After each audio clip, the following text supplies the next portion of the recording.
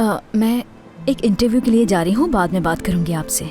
ठीक है सबा, अपना ख्याल रखना, बाद में बात करते हैं। ठीक है मीने, मैं समझ गई। सबा के लिए कोई अच्छी जॉब तलाश करने में मैं हेल्प करूंगी। ये तो अच्छा हो जाएगा सादिया साहिबा, वो इस तरह अकेले होटल में तो नहीं रह सकती है ना। ठीक है, अब तुम जाके अपना काम करो अमीने।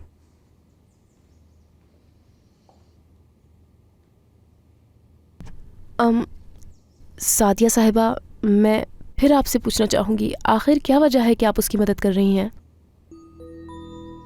सादिया साहिबा, मेरी बात का बुरा मत मानिएगा। क्या ये जानती हैं कि वो इनकी बेटी है?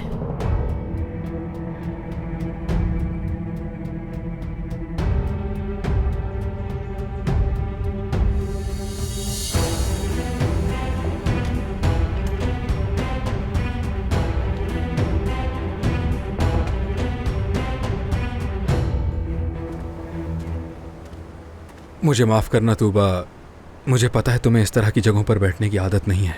मैं वादा करता हूँ कि तुम्हें अगली बार बहुत अच्छी जगह लेकर चलूँगा मैं। मुझे तो ये जगह बहुत पसंद आई और ये खाना भी मुझे पसंद है। क्या वाकई में?